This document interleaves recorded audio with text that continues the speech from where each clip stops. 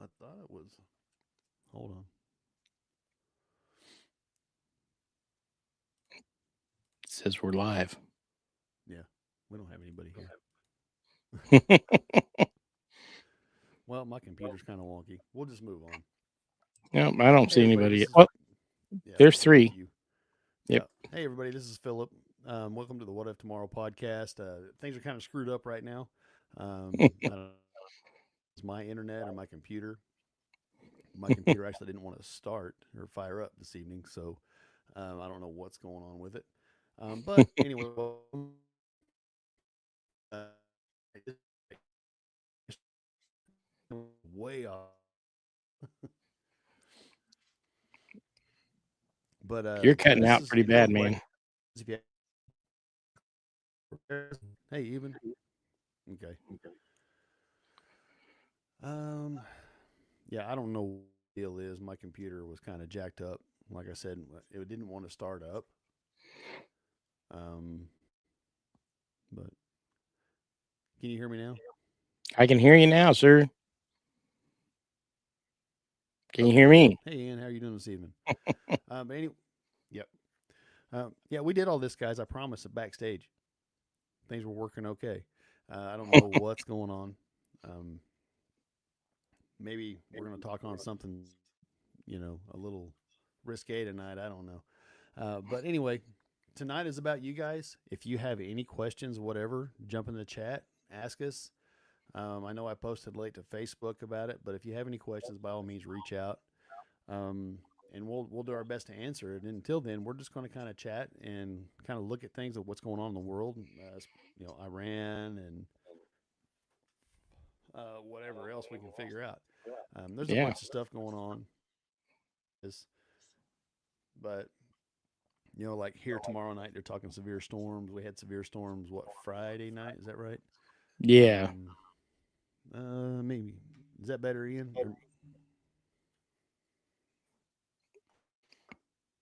You don't sound too bad on my end, but Okay, oh, that's I better. can bump it up a little bit.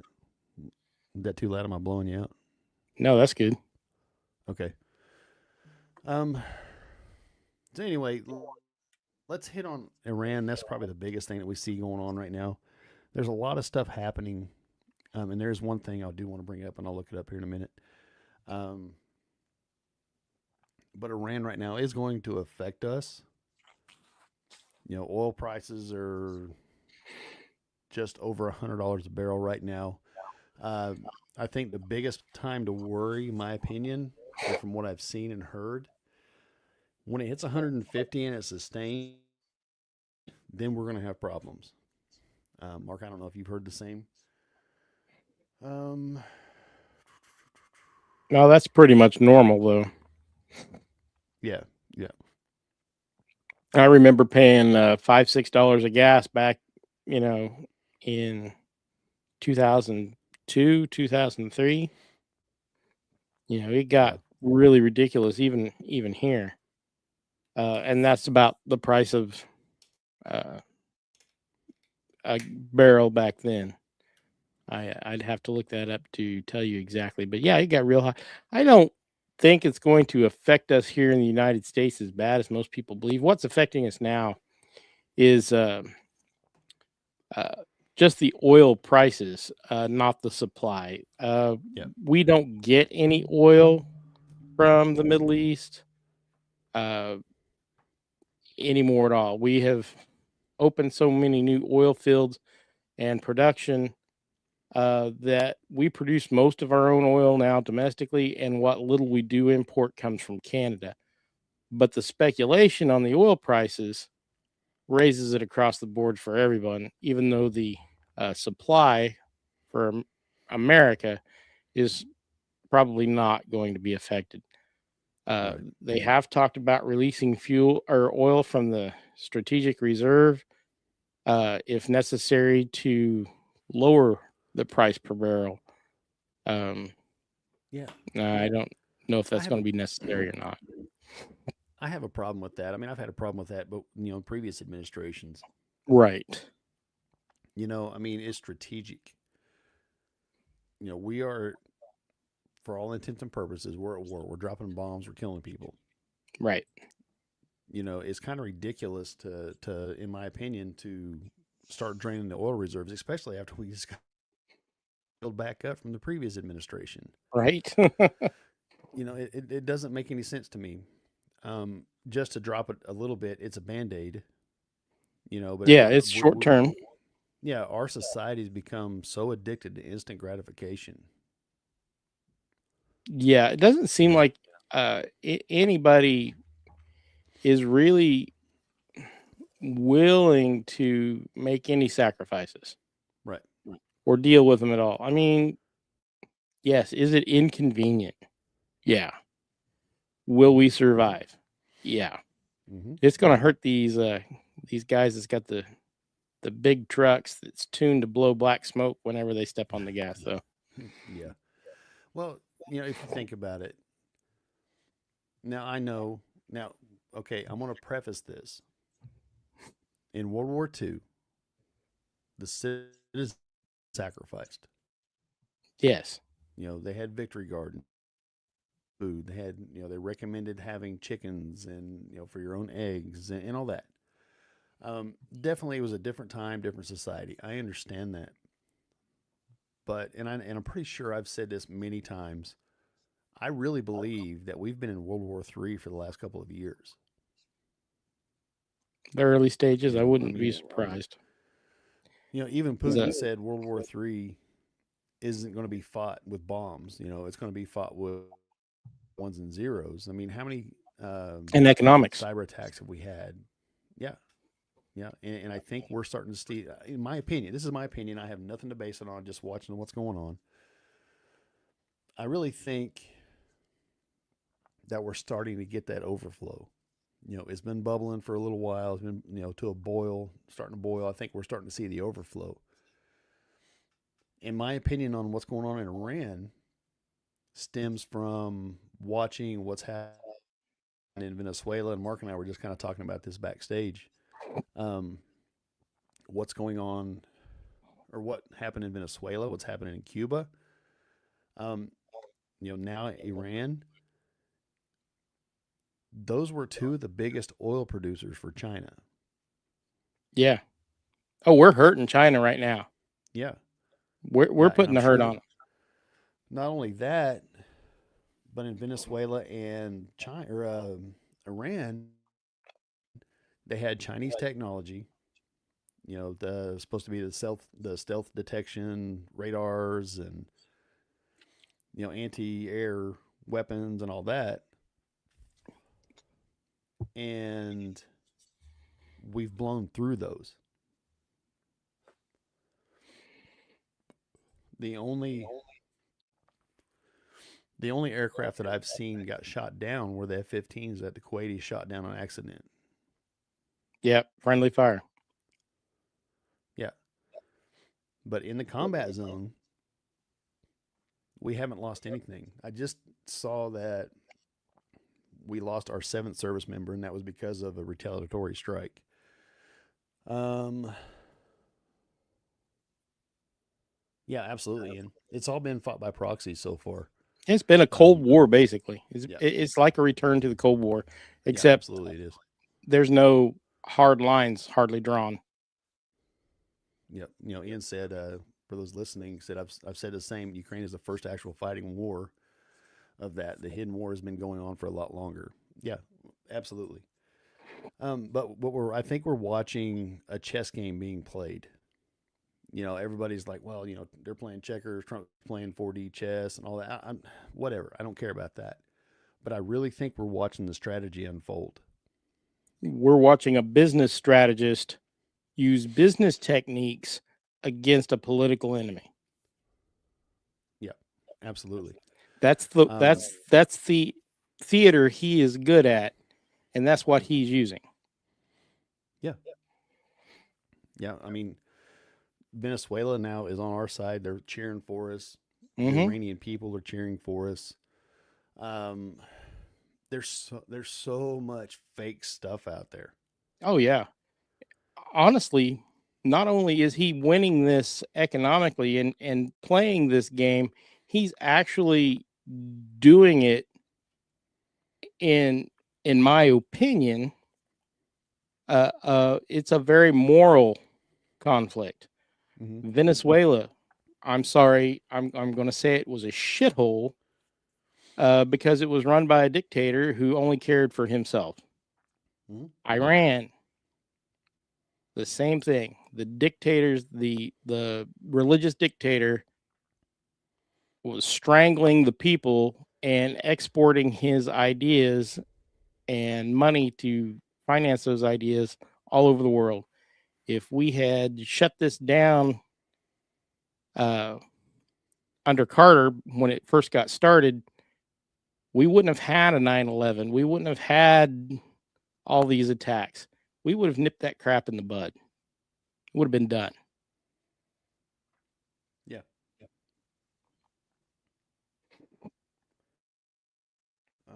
Let's see. We talked about the oil. Says this here, just looking at casualties and impacts, it's an outline. Over 110 Iranian drones have been intercepted by Israel since the start. Significant degradation of Iranian missile launchers, hundreds rendered inoperable. We're going in. I mean, we're just systematically taking them out. I did see where the Kurds are pushing in for the ground war. Yep. There was something else I was just thinking about and I lost it. One of those days, guys. I'm expecting the people to rise up in the streets again. Mm-hmm. I really am. They need to take it back for them. Yeah. Right now, I don't have an issue with what's going on. I really don't. When I'll have the issue is when we start putting boots on the ground. That's just me. I mean, I'm tired of. I mean, we just spent the last 20 years in Afghanistan, and I think that's where kind of the American people are at. I think boots on the ground. I'm not for. I think we're justified in doing what we're doing. We're aiding allies. We're trying to help this nation. But it's up to them. But the new Ayatollah, have you seen that Babylon Bee video? No, I have not. Oh my gosh, it's hilarious, man. I have to see if I can find it. Yeah, I got to see if I can find it now.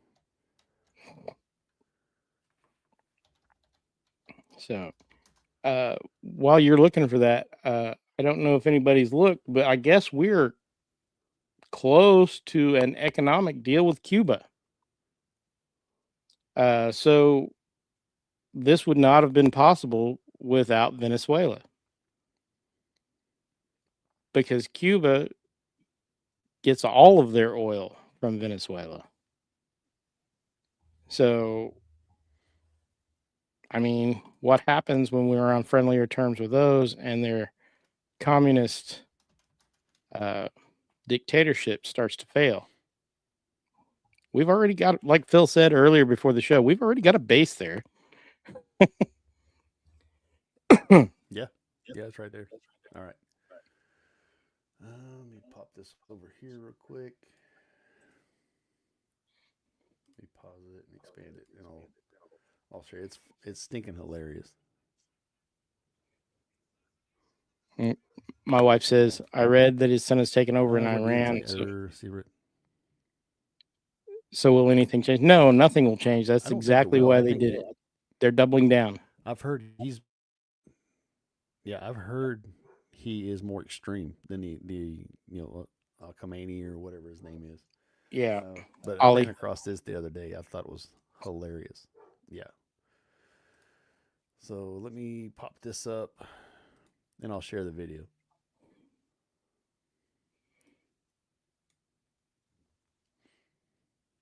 Let me know if you can't hear it. The assassination of the supreme leader of the Islamic Republic of Iran, a great crime. As the new Ayatollah of the Islamic Republic of Iran, I pledge that this atrocity will not go unanswered. With all our strength and determination. We will make the perpetrators of this crime regret the dawn. The assassination of the new Ayatollah of the Islamic Republic of Iran is a great crime.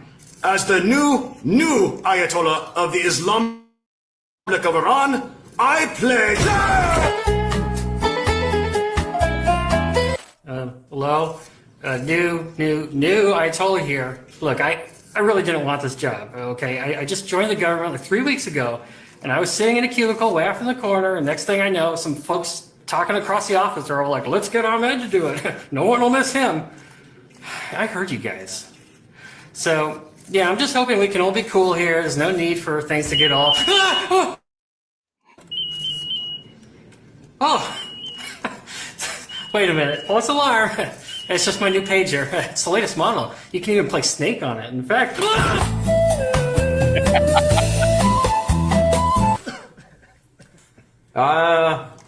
So I'm the new Ayatollah, and I know the drill. Jeez. Where did you find this? This was on the Babylon Bee. Oh God, that's it froze at the best part. What the heck? Terrible, but it's scare it. Yeah, Oh I my thought it gosh. was hilarious. Yeah, I don't know that any significant change can only come from the Iranian people from the ground up. The U.S. installing a chosen leader won't work. Absolutely, I'm not for regime change. No, Especially the controlling. problem is you the people aren't the ones picking these guys. It's Right. the other Ayatollahs. Right. Right. Yeah, I mean it's kind of rough. Man, I closed the hall out. Okay, that's okay. So far with anybody or watching, if you have preparedness questions, feel free to throw it out there and we'll answer them. Something I wanted to throw out. I saw it yesterday. Saw a video on it. It's something that kind of concerns me, honestly. BlackRock. If you're not familiar who BlackRock is, they've got investments in everything. They're just a big investment firm. Mm-hmm. Their tentacles, and I say tentacles, they have fingers in everything. Any major corporation that you look up their investors. BlackRock is right there. They've stopped letting people pull money out of pull their investment back out. They've shut everybody down. And I want to say it was like 1.6 or 7 billion. I'm trying to remember off the top of my head. And anybody that's listened for a while knows my memory's not great. It reached about half of that and they shut it down because people were trying to pull their money out. Now they're not letting anybody have their money back. So, Yep. Yes, it's greed. I think 100%. But I can't help but wonder what's coming. I understand they want to stay in business, but that tells me that they don't have as much money as they thought they had, or that they're reporting they had. There was another investment firm, although also I don't remember the name of it. I didn't recognize it, but it's the same story. So is there something coming that they see coming down the line that that we're not seeing and we're not privy to? Because I know a lot of these companies, they'll loan the money out or whatever, and when people want their money back, and even banks are the same way, they take your money, loan it, make a shit ton of interest, pardon my language, and only give you just crumbs, and it's off of your money, and they're doing the same thing. But if everybody wants their investment back, It's going to crash the bank. Yeah, it'll crash the banks, it'll crash their firm or whatever. Which honestly, I'm all for. I could care about them, because they are crooked. Oh, the other, not BlackRock. It wasn't. This is BlackRock. The other one was it was Black something. It was it's one of these companies that go through and buy up all this land and don't let anybody do anything with it. But I can't remember the name of it. But it was Black something. That's all I've got.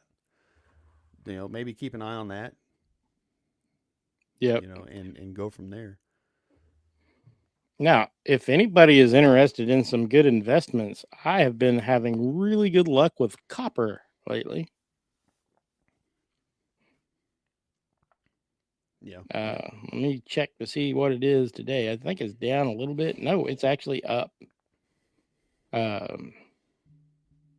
All my copper stocks are up significantly. So good. And they have steadily been so.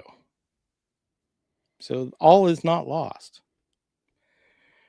But with the new AI revolution and whatnot, copper, precious metals, silver, gold, yep, all necessary for building new computers and running AI. Invest in some of these mining stocks. They're not a bad investment right now.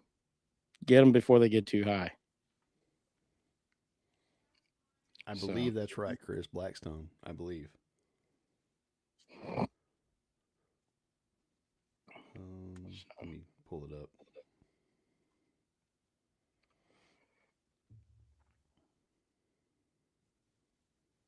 But yeah, there's a lot going on. There's more protests and all kinds of dumb stuff going on. I love the irony of the fact that there are people out there now protesting the death of a man who killed protesters for protesting. Yeah. Yep. I mean, that's ironic.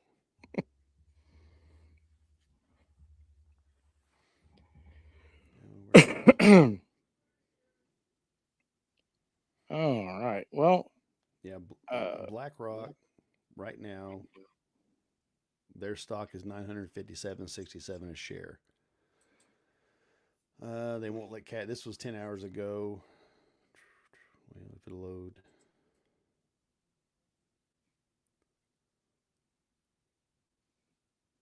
Yeah, it's blocking investors from fully exiting its $26 billion HPS corporate lending fund after redemption request hits 9.3% of shares in Q1. Well above the fund's 5% quarterly cap. It marks the first time withdrawal requests have exceeded that limit, and the market is reacting accordingly. BlackRock shares down 7.17% following the announcement, extending a rough stretch that has the stock off 12.14% year to date. The sell-off reflects something deeper than one fund's redemption mechanics. When a major manager gates withdrawals, it signals that meeting outflows would require selling liquid assets to the prices that may not reflect the current book values. That gap between paper valuation and real-world liquidity is the core concern. It says the contagion risk is real. Private credit funds are structurally illiquid by design.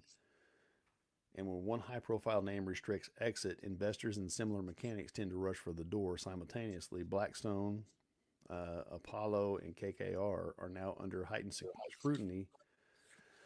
Blackstone, Apollo, and KKR are now under heightened scrutiny as a result. The broader $2.8 trillion private credit industry carries significant exposure to software companies facing AI disruption, adding another layer of asset quality uncertainty that is difficult to assess from the outside. The VIX has surged to 29.49% or 29.49, sitting in the 94.6th percentile of the past year's readings. I think a lot of it may be just AI disruption, and we've talked about that. I don't know how many times it's going to disrupt everything. No, that could very well be. Again, Um, again, that cause it, for me, it's a cause for concern just to watch.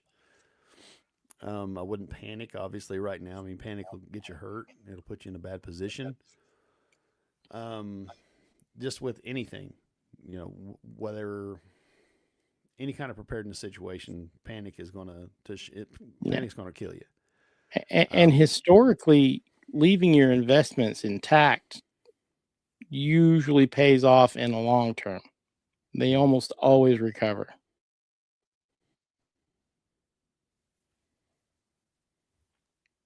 So,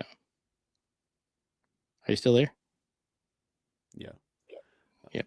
Yeah, I'm still there. You kind of went out for a minute. I don't know if it's me or you. Oh.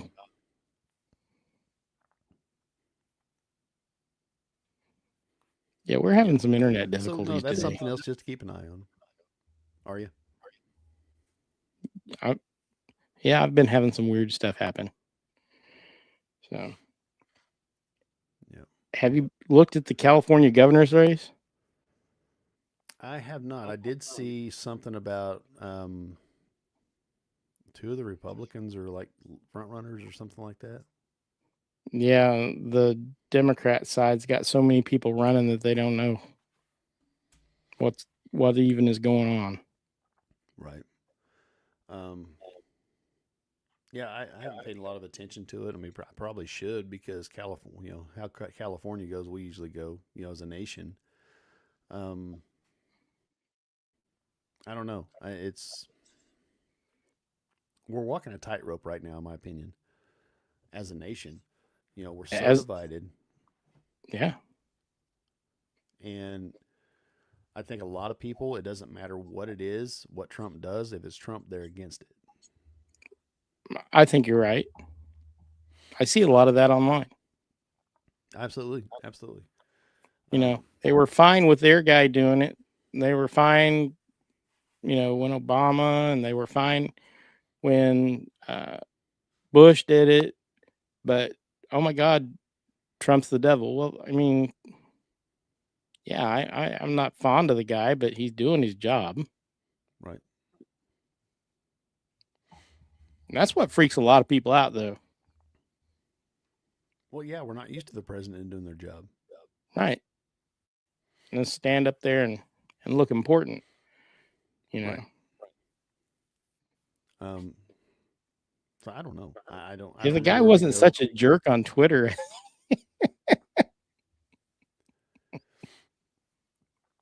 Yeah,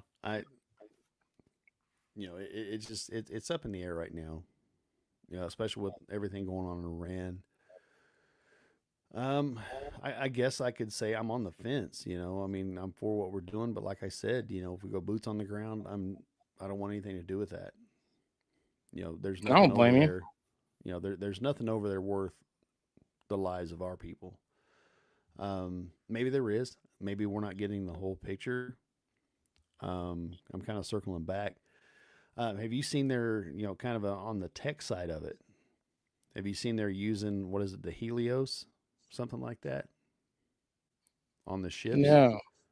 And the yeah, the Iron Dome and all that. They're using lasers. Yes. To knock down the missiles and drones. Yeah.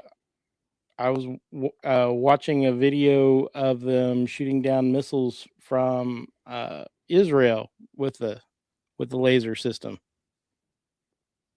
Yep. It's pretty cool. I mean, it is sci-fi. Yeah, it absolutely is. And I know a lot of these 6th-gen aircraft are being designed for lasers. Yeah. We've actually tested aircraft-mounted laser weapons. Mm-hmm. Yeah, they used to have that 747 flying around. That was all laser.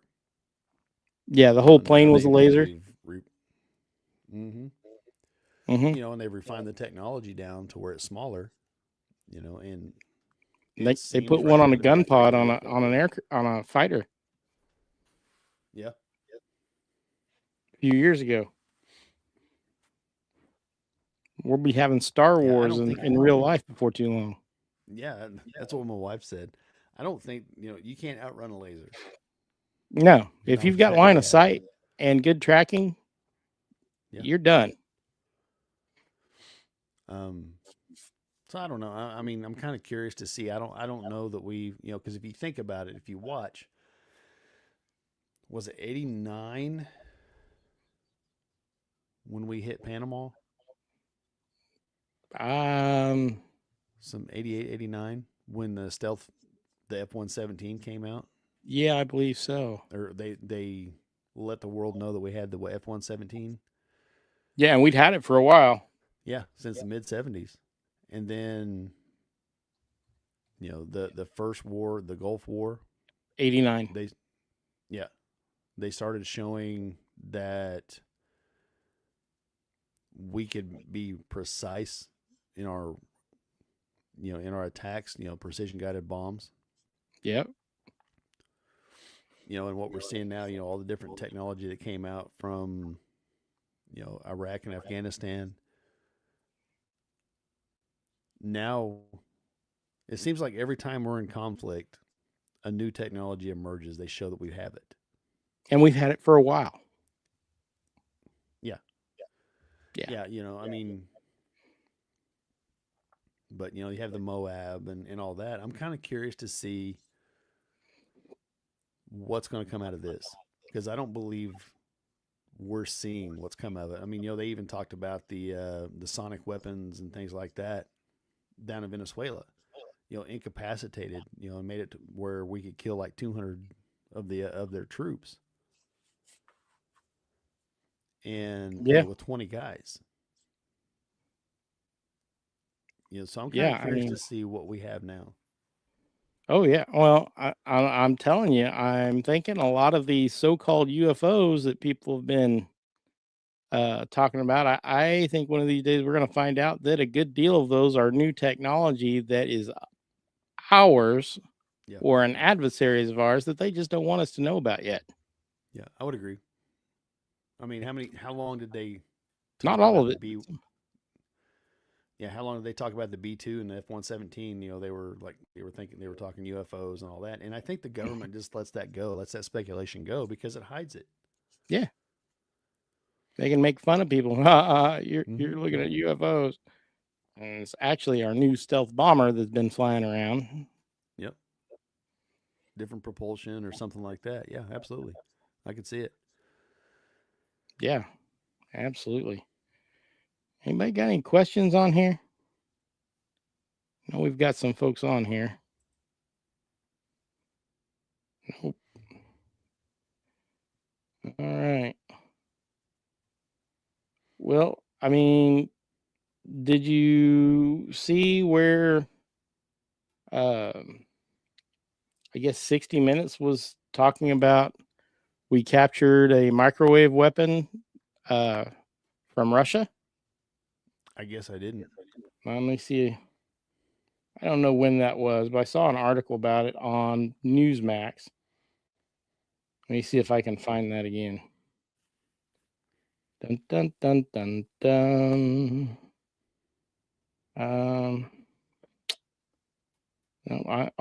Report. Russian device may explain Havana syndrome. Undercover U.S. agents. This was published today. Undercover U.S. agents obtain a mysterious Russian weapon that could help explain a cluster of brain injuries suffered by American diplomats and intelligence personnel for nearly a decade, according to a report that aired Sunday on 60 Minutes. The broadcast reported that undercover Department of Homeland Security agents secretly obtained the suspected device through a Russian criminal network in a Pentagon-funded operation that cost about $15 million. It's described as a miniaturized microwave weapon designed to operate silently and be concealed while targeting individuals from a distance. So all the conspiracy theories about the Havana syndrome have now got hardware. Yeah. It's not surprising, where tech is. Yeah. I still say they've developed the Brown sound. That'd be great, wouldn't it? That would be the best weapon ever. You want to end a protest? Oh my gosh, yeah. Flood the area That'd with be the great. brown sound. Everybody craps themselves and has to go home and take a shower. Yep. Protest over. That'd be hilarious. It doesn't surprise me that would be the case with the way technology is. Again, I mean, but now with AI getting involved, I can Oh, it's only guarantee going to the expand faster. yeah, I can guarantee the designers and stuff are running this stuff through AI and seeing how they can improve it, any suggestions or whatever. Hell, And there's already been new products that's been partially designed by AI. mhm. Have you So, noticed now we're kind of shifting gears going to a different side, but it's still tech. Have you since we pulled out of the WHO? Have you seen the numbers of cancer cures and um, other like treatments for like bone on bone on your spine, yes, I discs? have, and Um, these are real treatments that they're working on. The one for the discs in your back, the gel that helps you grow new cartilage, and they're working on it for your knee. I'm hoping we get FDA approval on the one for the cartilage in your knee because that'd be great, I'm not bone on bone yet. I don't really want to be. right? Right, but how much would that help people? That have before they have to get their knee replaced or whatever. Well, even think about this. If you can save somebody's knees without surgery, one, that's bad for the surgeons, I guess, but it gives doctors more time to work on more drastic cases. Uh, Not only are you improving somebody's quality of life, but if they can walk and get around better, they're going to get more exercise. They're going to live longer Mm-hmm. because they've not become sedentary because they hurt all the time. Right. Yeah, that'd be awesome. And like I said, I've seen the different cancer cures coming out. I heard something the other day that they found a cure for type 1 diabetes in lab rats, in mice. Right? And they're trying to move to human trials, which is phenomenal. Yeah, Because absolutely. I mean, here in the United States, it's riddled. People are riddled with type 1 diabetes. Yeah. And that goes back, I believe, to your diet. I mean, we weren't intended to eat the crap that we're eating. No, we aren't. Uh, and losing weight is so hard. Mm-hmm. I mean, especially when all the food that they want to sell you at the grocery store is so modified. It's not healthy for you. No, it's not. So And I'm I hoping that with go ahead. I'm hoping that with Kennedy and all in that position, he's pushing for the red dyes and all the crap to be taken out of our food. Because I don't know how many people really know it or not, but a lot of the crap that we have in our food is illegal around the world, except for here in the U.S. Yeah. The chemicals and all that stuff. And there's a long history of that. You know how Hunt's ketchup came about, right? I'm not aware. Okay, so this goes back to quite a while back. Most of the ketchup producers were using rotten tomatoes to make ketchup and just using chemicals to make them quote unquote safe to eat. And Mr. Hunt refused to do that. And they said, "Oh, you're going to go out of business buying fresh tomatoes." Well, so he started advertising that he was using fresh tomatoes, and people started buying it. And those other companies mostly went out of business Yep. because nobody wanted to buy their rotten tomatoes. Yeah, I mean, People don't want that. no, and it's kind of that reminds me of the story behind the baby carrots. Have you heard about that? No, I have not. Well, the baby carrots you get at the store, all in a bag or whatever, the little Hmm. ones. That was like deformed carrots that they wouldn't be able to sell in packages, that look like a carrot and they may have been bad or whatever. And so they've just been carved on, and cut down to the size of the baby carrots. There's no Milled. such thing as, yeah. Then they're sprayed with chemicals and all that to appear fresh and whatnot. Yeah, they use And the leftovers for shredded carrots and ingredients, and then yeah, yep. I mean, I haven't bought any in a long time just because of that. And I'm like, why do I want to put that crap in my body? I mean, I'm not the I don't healthiest care guy. about deformed carrots. Just Right. use them for shredded. Use them, put them in things. You don't have to sell them in the store. Yeah, Although I'm sure people would buy them. You can mark them down, or whatever.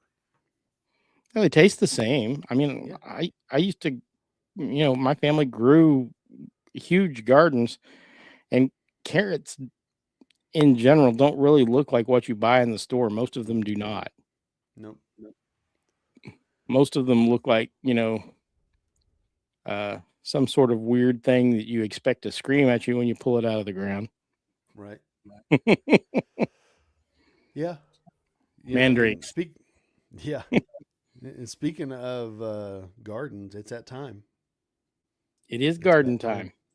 Start getting your cabbages and your potatoes and all that stuff in. It's time. I'm trying to get time to work my garden up between rains now. We've got everything there. I just got to work it in. Um, my wife, she's wanting to reestablish our potato crop, buy some new seed potatoes because the last several years, we have just planted our own potatoes, our seed potatoes, because we'd pick some and let them go to seed and go back and plant them. Well, last year our hog got out and decided to cut that out for us. They cleared out 3 rows of stinking potatoes, and they had a field day. Then our boar got out and took care of all our cabbages for us. Our garden wasn't very good last year, so they went grocery shopping in the garden. The hogs did, And that is why hunting feral hogs is a thing. oh man, they are. They will So destructive. absolutely destroy a field. Yeah, we're actually talking about getting out of it. Breeding them anyway. I mean, we'll buy a couple of feeders a year and raise our own for meat and call it good because it's such a headache. It's a pretty good cost just to feed them. Like right now, I've got 9 feeders that are ready to go to market. We've got a couple months now before we can send them to market. Here, a week ago yesterday, we just had 10 piglets. So what? We've got 22 hogs now. Yeah. Hey, my kid's looking at raising some hogs. You might give him a call. Well, if he wants a boar, I've got one for him. The sow will be a little while. They're both proven. They're both registered. So. But if he wants to come over and check it out and see the stuff that they destroyed, he is more than welcome to come check it out. Their 5 acres doesn't have anything on it. Destroying it will probably help. Raise the value. The goats have already cleaned it up quite a bit. Well, that's good. Good. I mean, it's kind of a hassle, but yeah. The goats are cute though. Yeah, I love my hogs. My hogs are awesome. We've even talked about keeping our sow just as a pet, but I'm like, the boar, he does his job one time a year, and we feed him the rest of the time. So, I mean, he's got a great life, and the sow, she's the one that's got to take care of the babies and all that. I mean, the boar, he can go anytime, and he's a pretty good animal. I mean, you get him around food. I mean, he kind of goes a little squirrely, but you can walk up and pet him and and scratch him, and he loves it. But just when you got food, he'll come running and he won't stop. So, I'll let the boy know. But even if he wants one just for a breeder, I mean, we've got some coming up. Like I said, I mean, some that are ready to go, and some that will be here in a couple months. No, like I said, we're talking about getting out of it. I mean, the feed cost right now, trying to feed all these animals, I'm dropping Oh, I imagine. between $600 and $700 a month just on feed for the hogs. And that's not counting the rabbits and the chickens and the goats. And all that stuff. I've known people who raised corn just for feed. Yeah, for their other animals. Yeah, my wife and I were talking. Yeah, I mean, it'll take a lot of corn. You know, because a full-grown hog, they say 6 pounds of feed a day. That's not insignificant at all. No, it's not. And you know, I mean, feed's reasonable. Depends on what you feed them. We've found a pretty good feed, you know, but it's costly. You know, but we're kind of, you know, like I said, we're finishing out our feeders and just having them ready to go. But it gets pricey. I'm not going to lie about it. I'm not going to sugarcoat anything. And we've talked about it, my wife and I, and this is kind of on the preparedness side of it. We've got them. We're raising them. Yes, great. But in a preparedness situation, I don't know that we could sustain them. Right. I get that. Because they eat so much.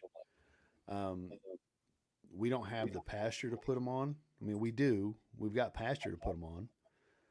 But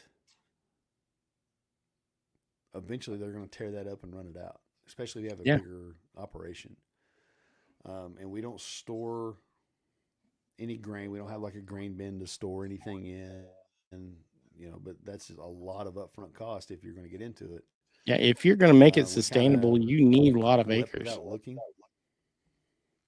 You do. You absolutely do. But yeah, if he wants to ask questions or whatever, I'm here, man. You know how to get a hold of me. I think he's on Facebook and all that too. You know, so I'm happy to answer any questions, show him stuff or whatever. I don't mind. But yeah, I mean, it's just things are always changing. We're talking, or my wife's talking about maybe getting sheep or something. It's a little more sustainable because they'll graze and all that. And sheep are a good crop, and you know you can sell wool. You don't have to butcher them. Right. That'd just be something else we get into. You know, it's kind of where we're at. But no, if anybody, does anybody in the chat have any questions or anything like that? I really don't see any. But I'm kind of out of topics to talk about. I was hoping you'd have more questions. Well, it's okay. I enjoy getting on and chatting, and we've had some pretty good comments, so it's that's always fun. Well, I got a couple things on Newsmax we could talk about, but there's not a lot. I mean, just kind of hitting the news. Let's see here.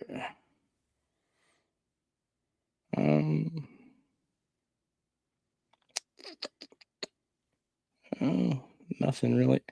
Oh, it's not on the news here, but did you have I told you about the fact that science fiction is once again becoming a reality? There are several companies now working on commercially viable gill packs. Mm-hmm. So, okay. Yeah, we talked about that a couple weeks ago. And that's awesome, man. I mean, science fiction is coming to life. Yeah. You know, stuff I read about in the 70s, and it's like, this stuff's becoming real now. And it's like, yeah, that's pretty awesome. Pretty awesome.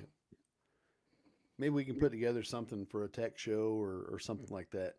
You know, that's a good idea. If anybody's still in the chats, what do you guys think about having a show on new tech that was sci-fi just 20 years ago? Yeah, I think it'd be cool. I think Let's that plan would be it. a cool show. Yeah. Let's Maybe just go ahead and next plan show. it. Yeah. Yeah, let's do it next show. That gives us a couple weeks. Yeah, I love that stuff. You know, I am not as flexible tech wise as I used to be, but I still really dig it. Yeah. It's cool to think about and watch everything come to fruition and all that.